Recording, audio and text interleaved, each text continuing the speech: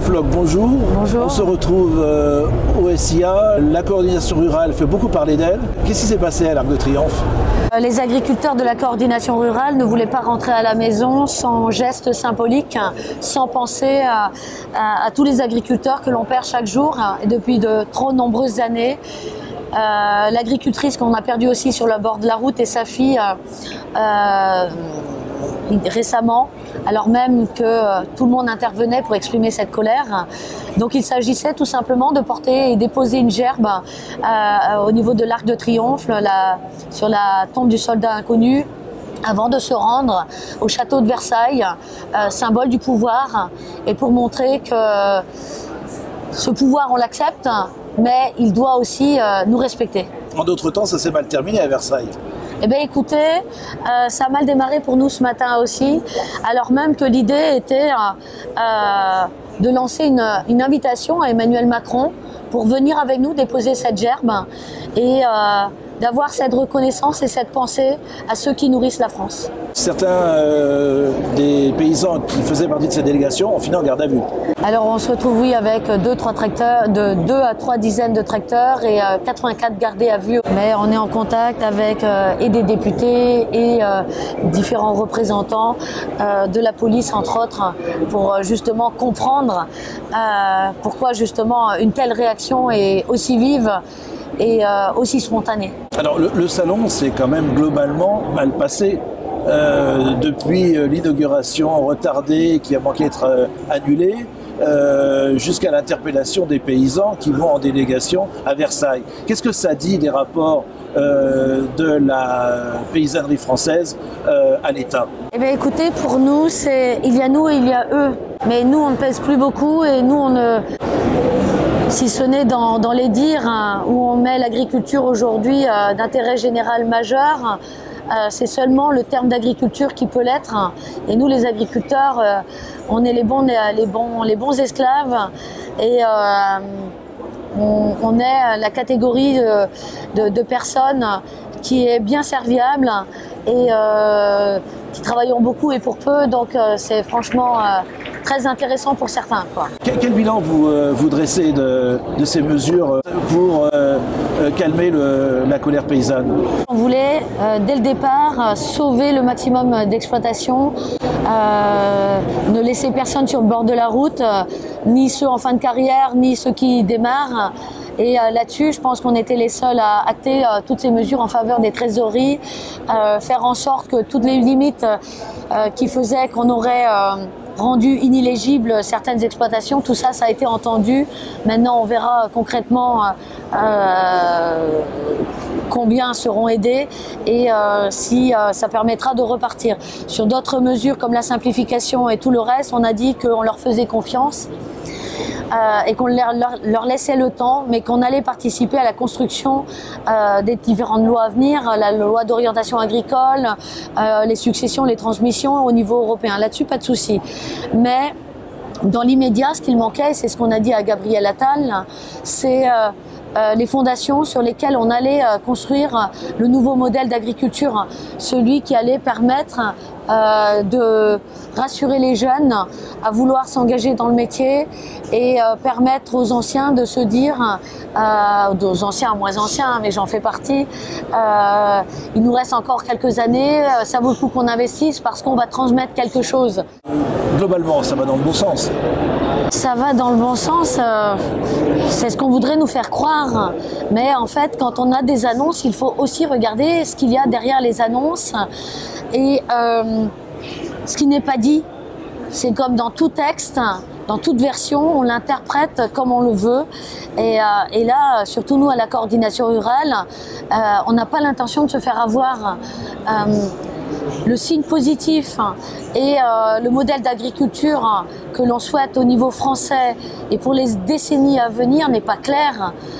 On nous parle de souveraineté alimentaire, on nous parle de sécurité pour les concitoyens, mais en même temps, on s'appuie sur l'agriculture européenne qui est presque en secours de l'agriculture française, alors même que c'était l'inverse il y a peu. Donc aujourd'hui, l'agriculture française s'enfonce et doit accepter d'être sauvée presque par les États membres. Avant de revenir sur l'Europe, on peut s'arrêter sur la situation. Le paysage est quand même relativement inquiétant, puisque pour un paysan qui s'installe, 300 vont. En 1970, il y avait 1,5 million d'exploitations, il y en a moins de 500 000 40 ans plus tard. Dans ce contexte-là, être paysan aujourd'hui, ça signifie quoi? C'est un combat d'arrière-garde ou la paysannerie a un avenir en France? Alors nous, si on est au combat et si on est avec des couleurs lumineuses, c'est parce que justement, on veut croire en cet avenir, mais pas avec l'avenir qu'on voudrait nous imposer. Un avenir dans lequel on ne fait que renforcer la dominance économique qui règne au-dessus des agriculteurs, que ça soit de la part de la PAC, de la part des industriels, on n'en entend pas parler, de la part des coopératives, pareil, on leur laisse tout pouvoir de s'appuyer, de s'enrichir sur le dos des agriculteurs. Franchement, cette dominance n'est plus supportable. Vous avez sur notre stand différents messages qui sont inscrits. Libérons-nous, libérez-vous. C'est le message que l'on veut faire passer aux agriculteurs parce que on a une agriculture qui a été construite ces dernières décennies avec une forme de cogestion dont tout le monde parle et dont tout le monde connaît aujourd'hui et qui a pour résultat cet asservissement. Et nous, on ne peut pas accepter ce modèle. L'agriculture, elle repose sur des exploitations familiales détenues par des agriculteurs qui prennent des risques. Ces risques sont autant financiers que climatiques, que géopolitiques. Et on le sait, c'est le rôle de tout chef d'entreprise que de devoir assumer et le supporter. Mais pas en se disant que c'est foutu. Parce que c'est l'expression qu'a employée Emmanuel Macron. Il a dit arrêtez de dire que c'est foutu. Mais justement, c'est parce que justement on voudrait qu'on arrête que ça soit foutu. Et il y a un moment où il faut ramener la barre pour qu'on reprenne une direction qui soit convenable et pour que demain on n'ait pas une agriculture financiarisée détenue par l'agro-industrie ou par des financiers. Alors précisément, on sent la duplicité dans le langage officiel puisque la loi Egalim qui a été mise en place en est sa version 3 ou 4, 2018, 2021, 2023 et la dernière qu'on attend, dans la plus grande opacité pour ce qui concerne la défense des paysans et le lobby des transformateurs qui s'engraissent sur le dos des producteurs. Qu'est-ce que ça vous inspire avec des exemples concrets, s'il vous plaît?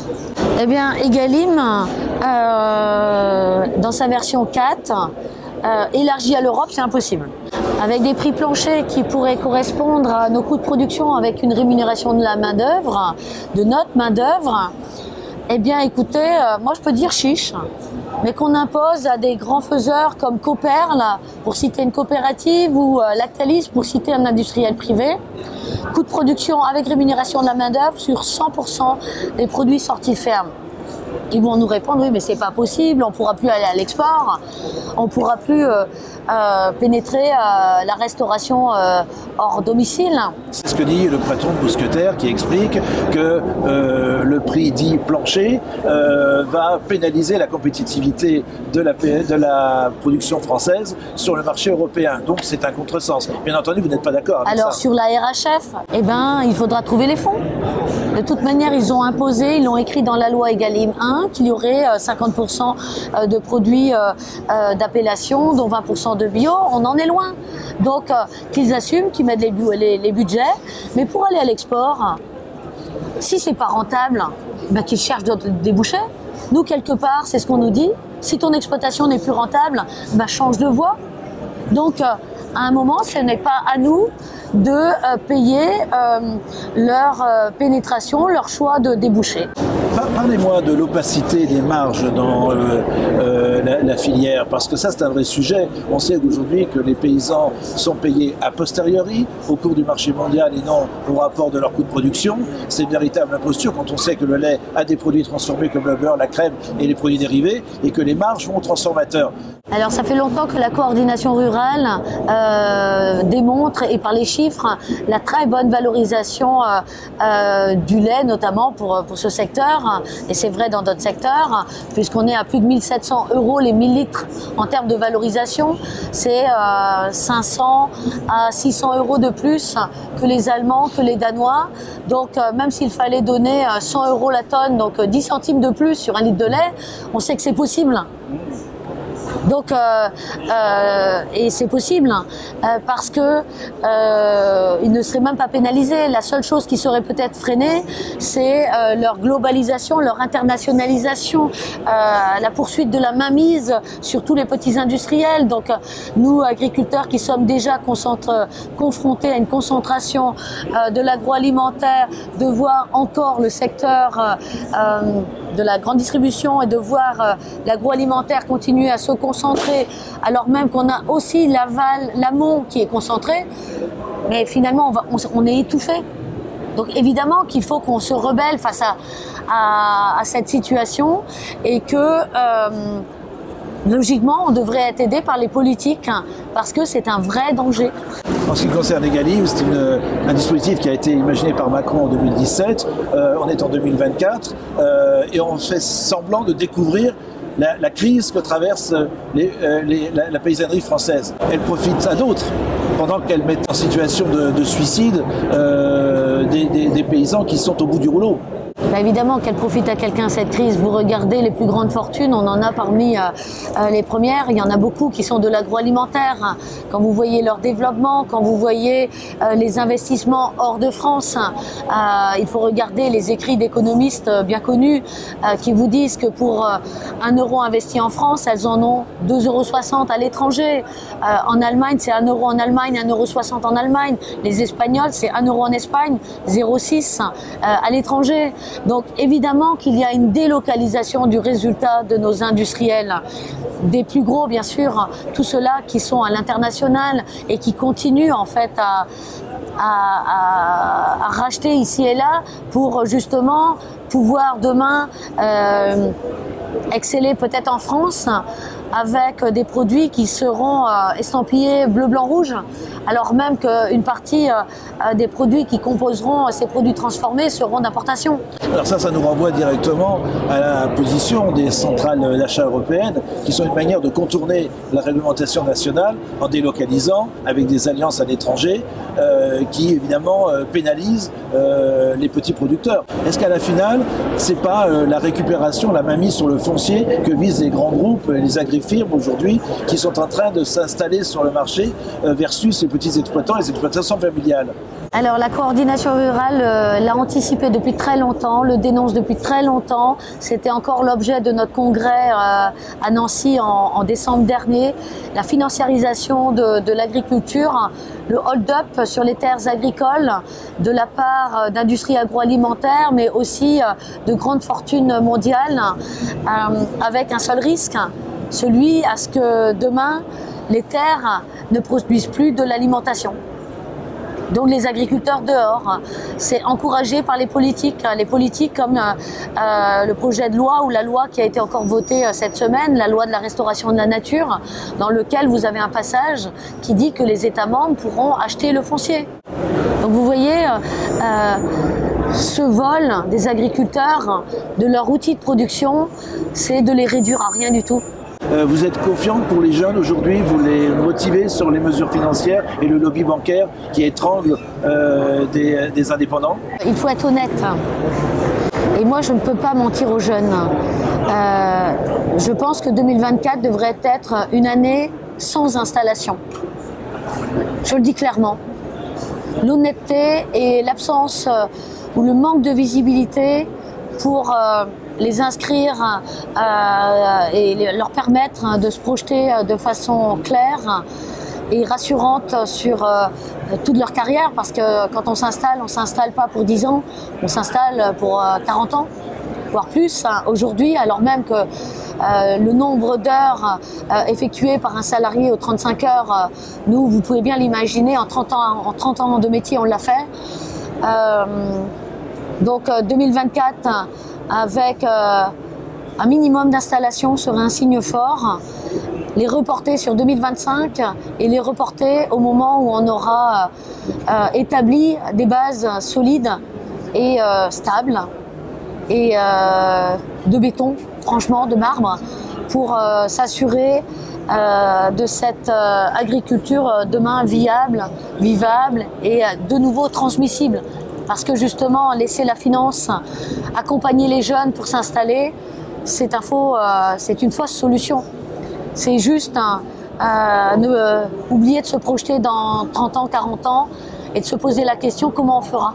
Alors ça nous amène à une question de fond qui est de dire quel est le projet pour l'agriculture française ? Écoutez, nous on est contre cette globalisation, on est contre cette économie mondialisée. L'agriculture c'est un secteur à part, c'est une exception. Et c'est pour ça que dès le début, en 1994, la coordination rurale prônait l'exception agriculturelle.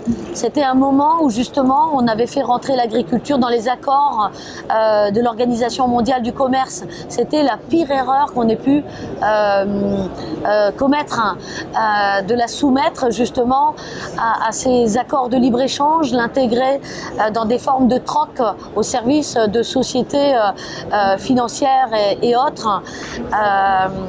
Donc aujourd'hui, il faut ressortir l'agriculture de ces accords, il faut la protéger, il faut, au nom de l'environnement, au nom de l'écologie, puisque c'est à la mode et que les agriculteurs, nous, on cautionne cette écologie, on n'est pas contre l'écologie, mais alors, au nom de l'écologie, il faut réduire tous ces flux d'import-export. Est-ce que finalement, on peut dépasser ce conflit, qui est un peu schématique à mon goût, et montrer que des paysans responsables sont capables d'intégrer l'écologie comme label de qualité?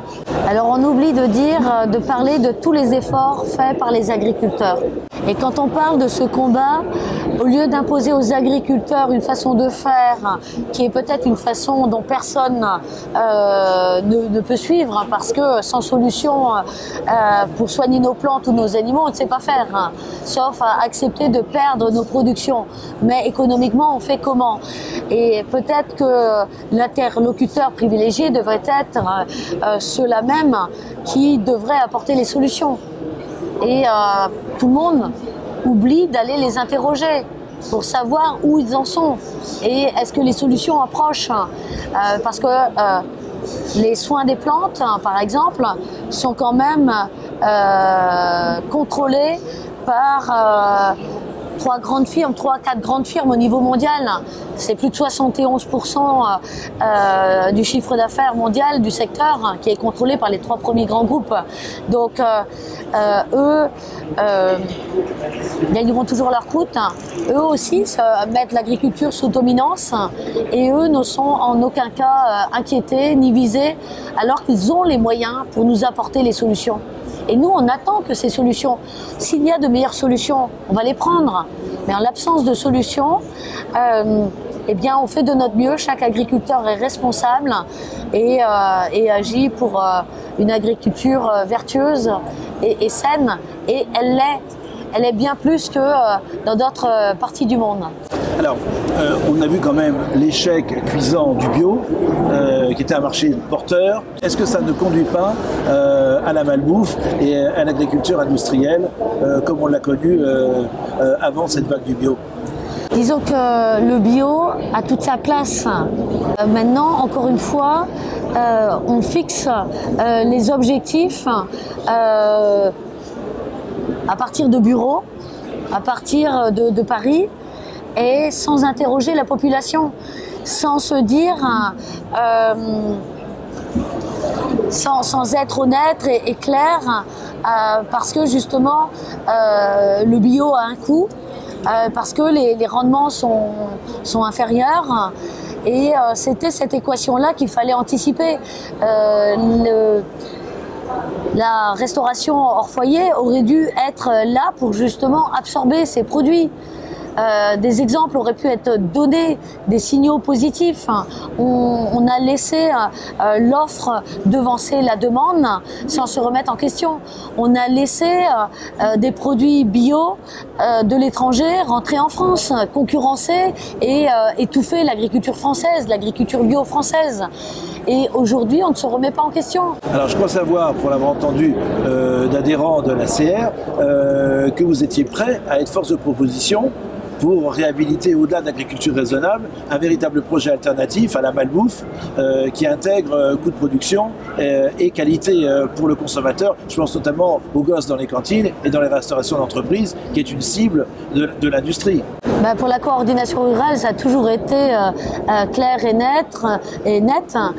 Dès la mise en place des discussions sur le sujet et du développement de la bio et de tous les signes de qualité, pour nous avons regardé le chiffre d'affaires de la restauration collective qui pèse quand même pour plus de 25 milliards d'euros. Donc quand on voit que la part de bio dans ces marchés n'était que à peine de 400 millions d'euros sur les 25 milliards, 400 millions sur 25 milliards, on savait qu'il y avait de la marge. Et la restauration hors domicile, donc incluant tout ce qui est restauration privée, c'est presque 60 milliards d'euros.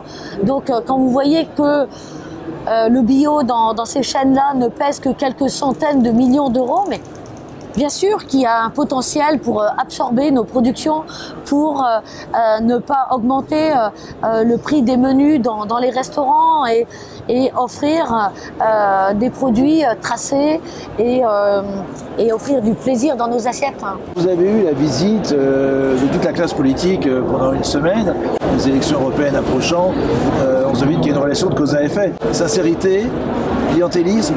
Sincérité, certainement de la part de certains. Beaucoup d'entre eux nous ont laissé des listes de propositions, donc il va falloir qu'on prenne le temps de les analyser, de les lire.